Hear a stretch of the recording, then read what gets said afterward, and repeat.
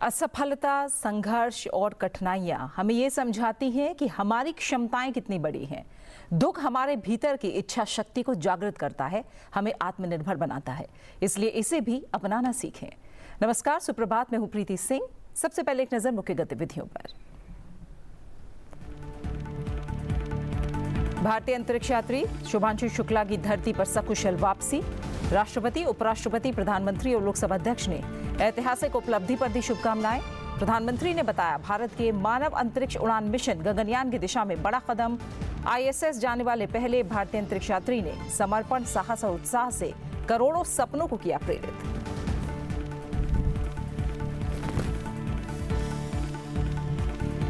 राष्ट्रपति द्रौपदी मुर्मू ने कटक स्थित रेवेनशॉ विश्वविद्यालय के दीक्षांत समारोह को किया संबोधित। कहा, राष्ट्र प्रथम की भावना हमारी सबसे बड़ी ताकत। आदिकवि सरला दास की जयंती समारोह में की शिरकत। कलिंग रत्न पुरस्कार 2024 के प्रदान।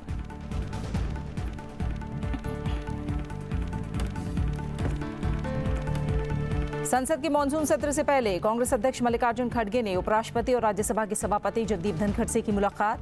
कहा, विपक्ष चाहता है सार्थक सत्र। 21 जुलाई से शुरू हो रहा है संसद का मानसून सत्र।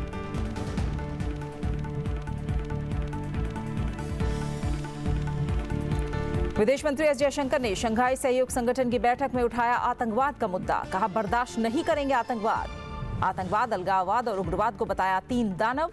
सदस्य देशों को दी इन मुद्दों पर अडिग रुख अपनाने की नसीहत। और समोसे, जलेबी पर चेतावनी से जुड़े दावे भ्रामक और गलत। स्वास्थ्य मंत्रालय ने चेतावनी देने के दावे को बताया गलत। कहा, किसी तरह की एडवाइजरी नहीं, बल्कि सिर्फ हेल्दी खाना खाने और शुगर ऑयल से बचने की सलाह।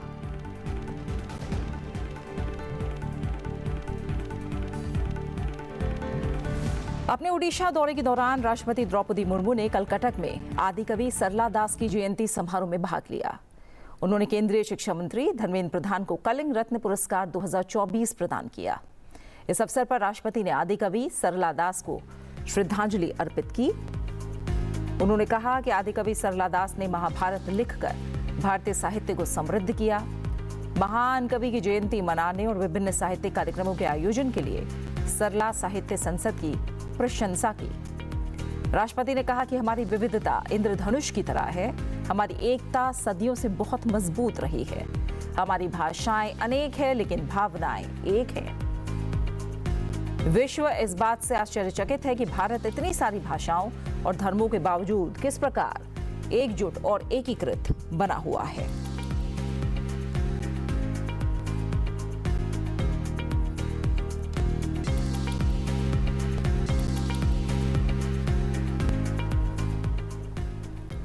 भारतीय अंतरिक्ष यात्री शुभांशु शुक्ला की धरती पर सकुशल वापसी हो गई है।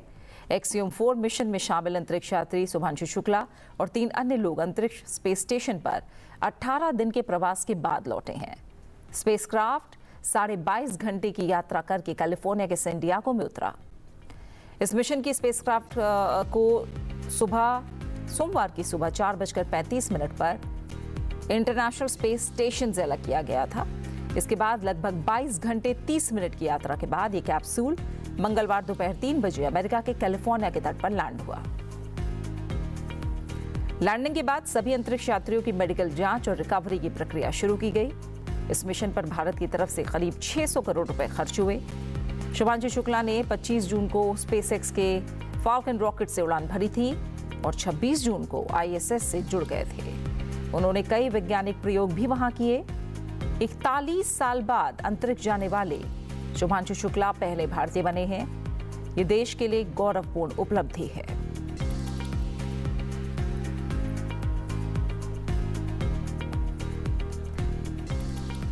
राष्ट्रपति द्रौपदी मुर्मू, उपराष्ट्रपति जगदीप धनखड़, प्रधानमंत्री नरेंद्र मोदी और लोकसभा अध्यक्ष ओम बिरला ने शुभांशु शुक्ला की इस ऐतिहासिक उपलब्धि पर शुभकामनाएं दी हैं।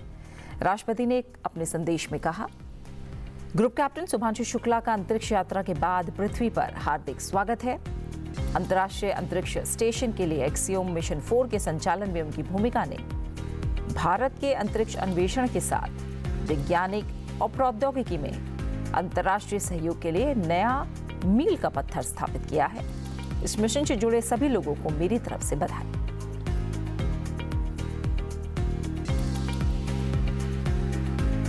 उपराष्ट्रपति जगदीप धनखड़ ने सोशल मीडिया के जरिए कहा कि भारत की अंतरिक्ष यात्रा में सचमुच एक निर्णायक क्षण है। अंतर्राष्ट्रीय अंतरिक्ष स्टेशन पर अपने ऐतिहासिक मिशन के बाद पृथ्वी पर विजय वापसी पर ग्रुप कैप्टन शुभांशु शुक्ला को हार्दिक बधाई। अंतर्राष्ट्रीय अंतरिक्ष स्टेशन पहुंचने वाले भारत के पहले अंतरिक्ष यात्री के रूप में उनकी अटूट प्रतिबद्धता और प्रोफेशनल उत्कृष्टता ने प्रत्येक नागरिक को गौरवान्वित किया है। भारत की अंतरिक्ष क्षमता निरंतर नई ऊंचाइयों को छू रही है और यह मिशन महत्वाकांक्षी अंतरिक्ष यात्रियों और वैज्ञानिकों की पीढ़ियों को सितारों तक पहुंचने के लिए प्रेरित करेगा। प्रधानमंत्री नरेंद्र मोदी ने कहा है कि मैं पूरे देश के साथ ग्रुप कैप्टन शुभांशु शुक्ला का स्वागत करता हूं, जो अपने ऐतिहासिक अंतरिक्ष मिशन से पृथ्वी पर लौटे हैं। अंतर्राष्ट्रीय अंतरिक्ष स्टेशन का दौरा करने वाले भारत के पहले अंतरिक्ष यात्री के रूप में उन्होंने अपने समर्पण, साहस और अग्रणी भावना से करोड़ों सपनों को प्रेरित किया है। ये हमारे अपने मानव अंतरिक्ष उड़ान मिशन गगनयान की दिशा में एक और मील का पत्थर है।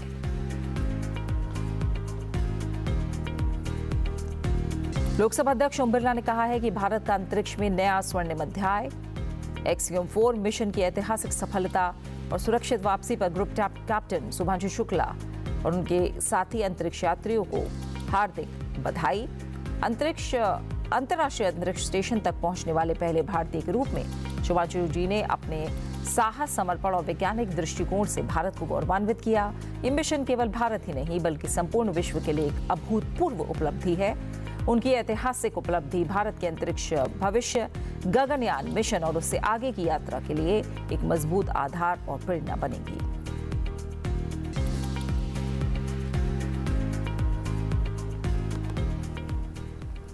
संसद का मॉनसून सत्र 21 जुलाई से शुरू हो रहा है, जो 12 अगस्त तक चलेगा। सत्र से पहले कांग्रेस अध्यक्ष मल्लिकार्जुन खड़गे ने कल उपराष्ट्रपति और सभापति राज्यसभा जगदीप धनखड़ से मुलाकात की।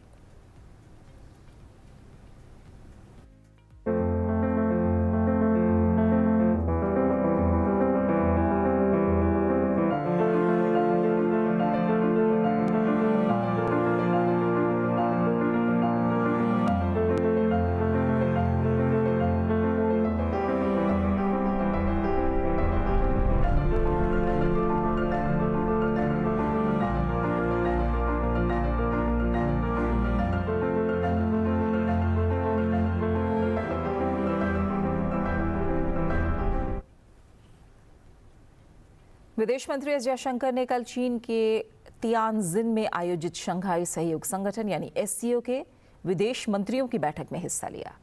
इस दौरान उन्होंने आतंकवाद पर कड़ा संदेश दिया और जम्मू कश्मीर में हुए आतंकी हमले का मुद्दा उठाया। विदेश मंत्री की ये चीन की 5 साल में पहली यात्रा थी। एससीओ की बैठक में विदेश मंत्री ने कहा कि सदस्य देशों को संगठन के मूल उद्देश्यों के प्रति प्रतिबद्ध रहना चाहिए और आतंकवाद के खिलाफ किसी भी तरह की नरमी नहीं बरतनी चाहिए। उन्होंने कहा कि 22 अप्रैल को हुआ पहलगाम में आतंकी हमला जानबूझकर जम्मू कश्मीर की पर्यटन अर्थव्यवस्था को नुकसान पहुंचाने और धार्मिक विभाजन फैलाने के मकसद से किया गया था, जिसमें 26 निर्दोष लोगों की जान गई। विदेश मंत्री एस जयशंकर ने कहा कि शंघाई सहयोग संगठन को आतंकवाद, अलगाववाद और उग्रवाद के मुद्दों पर अडिग रुख अपनाना चाहिए। विदेश मंत्री ने कहा कि भारत ने शंघाई सहयोग संगठन में स्टार्टअप और नवाचार से लेकर पारंपरिक चिकित्सा और डिजिटल सार्वजनिक बुनियादी ढांचे तक कई क्षेत्रों में पहले की हैं। उन्होंने कहा कि संगठन के भीतर सहयोग बढ़ाने, अधिक व्यापार और निवेश की आवश्यकता है।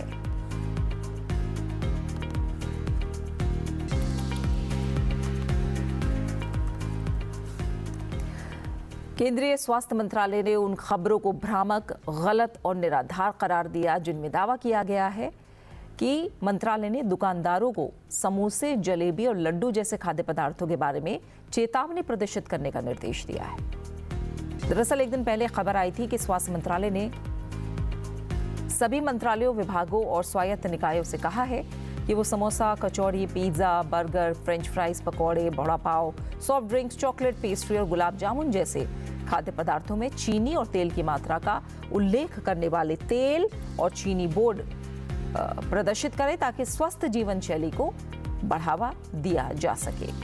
मंत्रालय ने स्पष्ट किया है कि अलग अलग खाद्य पदार्थों में फैट और ज्यादा चीनी के बारे में स्वास्थ्य संदेश पर उसकी सलाह विक्रेताओं को उनके उत्पादों पर चेतावनी प्रदर्शित करने का निर्देश नहीं है। साथ ये भी कहा कि निर्देश भारत की समृद्ध स्ट्रीट फूड संस्कृति को निशाना बनाने के लिए जारी नहीं किया गया है। मंत्रालय ने कहा कि सामान्य परामर्श लोगों को खाद्य उत्पादों में वसा और अतिरिक्त चीनी के बारे में जागरूक करने के लिए एक व्यवहारिक निर्देश है, न कि किसी विशेष खाद्य उत्पाद के बारे में।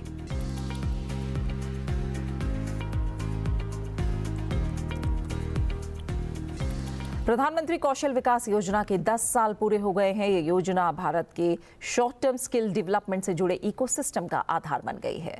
इसका उद्देश्य एक व्यवस्थित और सुनिश्चित गुणवत्ता वाले ट्रेनिंग और सर्टिफिकेशन सिस्टम के जरिए सभी क्षेत्रों के युवाओं को व्यवहारिक रोजगार की जरूरतों के अनुरूप कौशल से लैस करना है। आज दुनिया मान रही है कि भारत के पास दो असीमित शक्तियां हैं, एक डेमोग्राफी, दूसरी डेमोक्रेसी, यानी सबसे बड़ी युवा आबादी और सबसे बड़ा लोकतंत्र। युवाओं का यह सामर्थ्य हमारी भारत के उज्जवल भविष्य की सबसे बड़ी पूंजी भी है और सबसे बड़ी गारंटी भी है। इसी युवा पीढ़ी को भविष्य की औद्योगिक और सेवा की जरूरतों के हिसाब से निखारने के लिए प्रधानमंत्री नरेंद्र मोदी ने जुलाई 2015 में कौशल भारत मिशन की शुरुआत की थी। सफलता के 10 वर्ष पूरे कर रहे इस मिशन के जरिए अब तक 1,63,00,000 युवाओं को प्रशिक्षित किया जा चुका है। इंडिया स्किल रिपोर्ट 2023 के अनुसार देश में रोजगार योग्य प्रशिक्षित छात्रों का प्रतिशत 2014 के 33.9 से बढ़कर 2024 में 51.3% पहुंचा।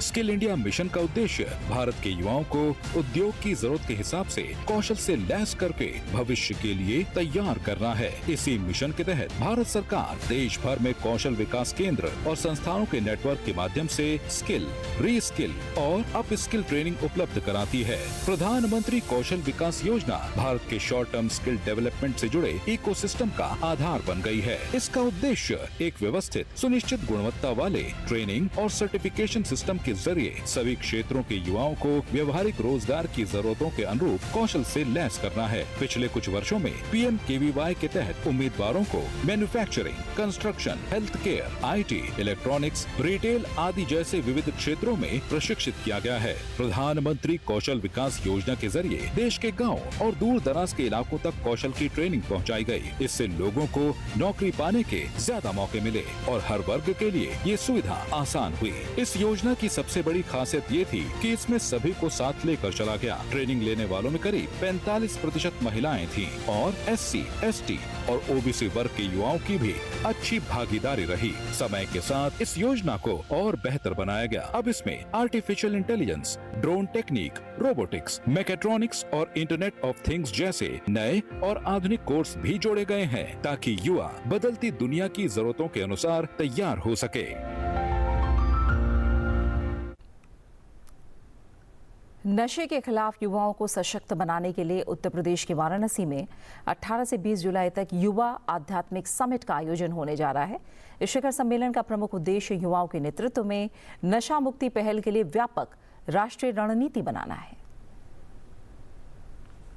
नशा मुक्त युवा, समृद्ध और विकसित भारत। साथियों, नशा एक ऐसी लत होती है जिस पर काबू नहीं पाया गया तो वो उस व्यक्ति का पूरा जीवन तबाह कर देती है। इससे समाज का, देश का बहुत बड़ा नुकसान होता है। इसलिए ही एक राष्ट्रव्यापी नशा मुक्त भारत अभियान की शुरुआत की थी। युवाओं के प्रेरणा स्रोत युग परिवर्तक स्वामी विवेकानंद जी ने उठो, जागो और तब तक मत रुको जब तक लक्ष्य प्राप्त न हो जाए जैसे प्रेरणादायी एवं प्रभावी शब्दों से युवाओं को नशे सहित अन्य बुरी आदतों से दूर रहने और सकारात्मक जीवन जीने के लिए प्रेरित किया। उन्होंने कहा था कि जो कुछ भी तुम्हें कमजोर बनाता है, शारीरिक, बौद्धिक या मानसिक, उसे जहर की तरह त्याग दो।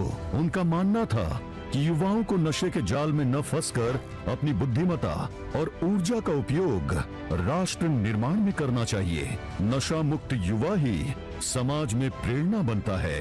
भारत सरकार के युवा कार्यक्रम और खेल मंत्रालय द्वारा वाराणसी के रुद्राक्ष कन्वेंशन सेंटर में नशा मुक्त युवा फॉर विकसित भारत विषय पर आयोजित 3 दिवसीय चिंतन शिविर नशा मुक्ति के क्षेत्र में युवाओं को नई दिशा देने वाला है। 18 से 20 जुलाई तक आयोजित युवा आध्यात्मिक समिट इसलिए भी अद्वितीय है कि नशा से मुक्ति के खिलाफ इस महत्वपूर्ण अभियान में भारत सरकार के स्वास्थ्य, सामाजिक न्याय और सांस्कृतिक मंत्रालय, नारकोटिक्स कंट्रोल ब्यूरो और देश भर के 100 आध्यात्मिक संगठनों के युवा विंग के प्रतिनिधि, विभिन्न समाज सेवी और शैक्षणिक संगठन एक मंच पर आएंगे और मिलकर नशा मुक्ति पर एक समग्र राष्ट्रीय रणनीति बनाएंगे।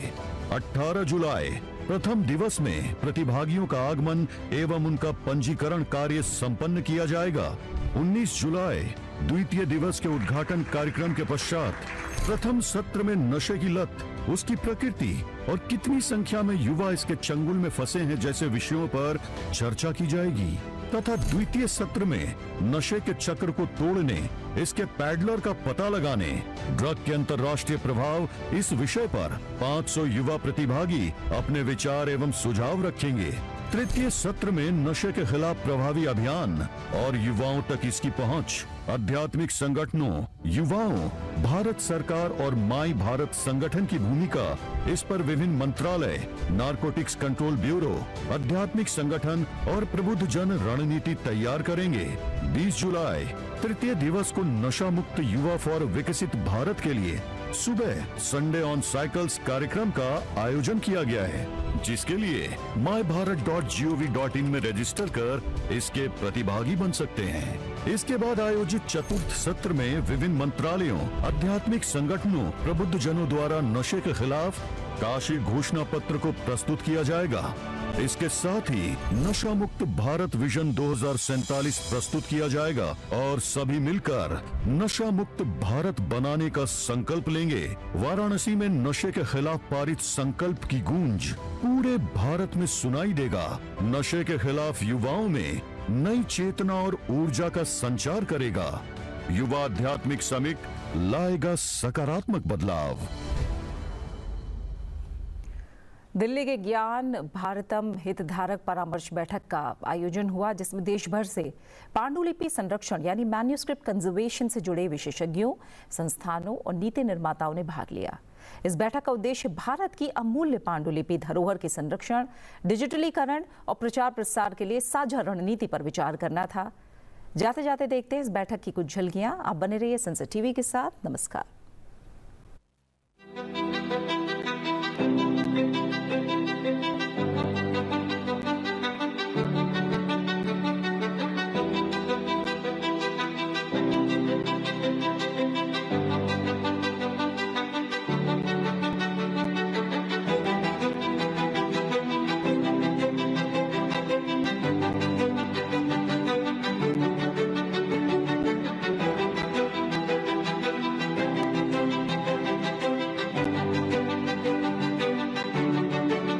ज्ञान भारतम मिशन के इस पूरे अभियान को, इस पूरे दृष्टि को नमन करता हूं, क्योंकि भारत की पांडुलिपियां आज तक विश्व भर में फैल गईं, लेकिन भारत में हम लोगों ने उस पर विशेष ध्यान नहीं दिया। इसके लिए मैं संस्कृति मंत्रालय तथा भारत सरकार के प्रतिनिधियों को धन्यवाद करना चाहता हूं। I think this is the time which is very opportune to start thinking about how we can revitalize our own heritage of manuscripts, and in this context the Gyan Bharatam has taken this big step forward by reorienting the National Manuscript Mission. My heartfelt thanks and gratitude to all the people behind organizing this meeting.